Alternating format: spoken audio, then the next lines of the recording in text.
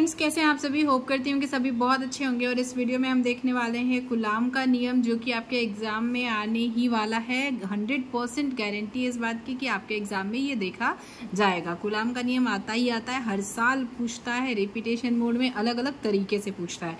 तो चलिए हम देख लेते हैं कि कूलाम का नियम होता क्या है। मोस्ट इंपॉर्टेंट क्वेश्चन, दो स्थिर बिंदु आवेशों के मध्य लगने वाला आकर्षण या प्रतिकर्षण बल दोनों आवेशों की मात्राओं के गुणनफल के अनुक्रमानुपाती तथा उनके बीच की दूरी के वर्ग के व्युत्क्रमानुपाती होता है। अब इसे आपको क्या करना है, याद करना है। याद कैसे करेंगे, तो आप देख सकते हैं, ये देखिए दो स्थिर बिंदु आवेश हैं Q1 और Q2। कैसे याद करेंगे हम भाई, कह रहा है कूलाम का नियम क्या कहता है कि दो बिंदु आवेशों के मध्य लगने वाला, मतलब इन दोनों के बीच एक या तो कोई ना कोई बल लगेगा, ठीक है। या तो वो आकर्षण बल होगा या तो वो प्रतिकर्षण बल होगा, ठीक है। लेकिन क्या लगेगा, इन दोनों के मध्य एक कोई ना कोई फोर्स लगेगा। क्या लगेगा, फोर्स लगेगा।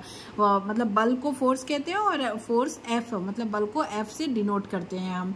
तो क्या कह रहा है कि दो स्थिर बिंदु आवेशों के मध्य लगने वाला या तो आकर्षण बल या प्रतिकर्षण बल क्या होता है, वो दोनों आवेश, ये जो Q1 और Q2, इन दोनों के बीच में जो लग रहा है बल, वो इन दोनों की मात्राओं के, ठीक है, इन दोनों की मात्राओं के गुणनफल, मतलब Q1 इंटू Q2 के अनुक्रमानुपाती होता है। क्या कह रहा है कि दो स्थिर बिंदु आवेशों के मध्य लगने वाला आकर्षण या प्रतिकर्षण बल इन दोनों के गुणनफल के अनुक्रमानुपाती होता है, ठीक है।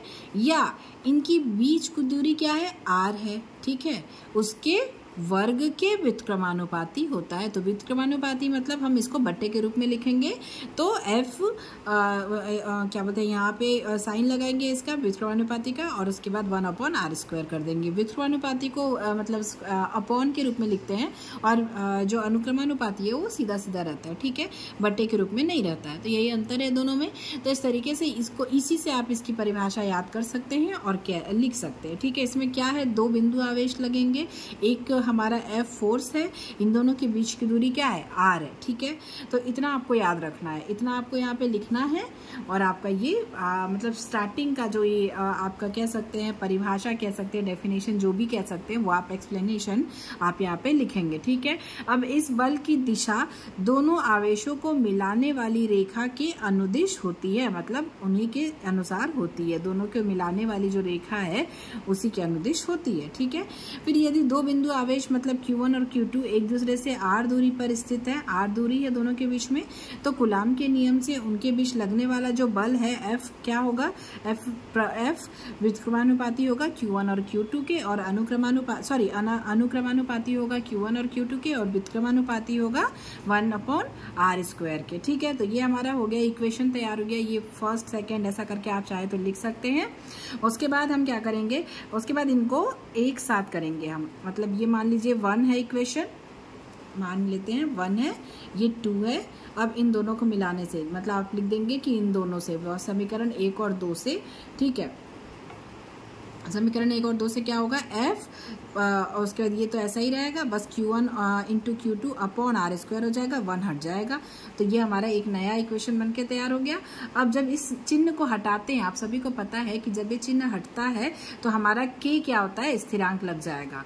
जब ये चिन्ह हटा के यहाँ पे बराबर का चिन्ह लगाएंगे तो K एक स्थिरांक लग जाता है, तो K लग जाएगा यहाँ पे। तो हो गया। अब K का मान क्या होता है, तो K का मान भी कुछ होता है। तो K का मान होता है हमारा 1/4πε0 होता है। तो ये हमारा, इसका मान K की जगह पे रख देंगे। तो जब F = K का मान यहाँ रखेंगे, Q1 into Q2 upon R², ये हमारा पूरा क्या हो गया, न्यूटन, इसका वो हो जाएगा। और उसके बाद ये पूरा हमारा कूलाम का नियम का व्यंजन हो गया, ठीक है। अब इसमें क्या करेंगे, इसका एक मतलब कभी कभी ये पूछ देता है कि इस इतने बराबर क्या होता है, तो इतने बराबर 9.0 इंटू 10⁹ न्यूटन प्रति मीटर स्क्वायर कूलाम होता है, ठीक है। तो ये कूलाम में लिखते हैं इसको, और ये पूरा आपको लिखना है कि इसका मान इतना होता है। कभी कभी पूछता है, कभी कभी नहीं भी पूछता सोचता है, पर आपको पता होना चाहिए, ठीक है। तो ये हमारा पूरा कुलाम का नियम हो गया।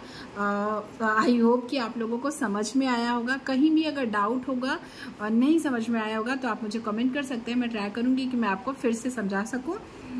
वीडियो फिर भी अगर अच्छी लगी होगी, पसंद आई होगी तो वीडियो को लाइक कीजिएगा, दोस्तों के साथ शेयर कीजिएगा।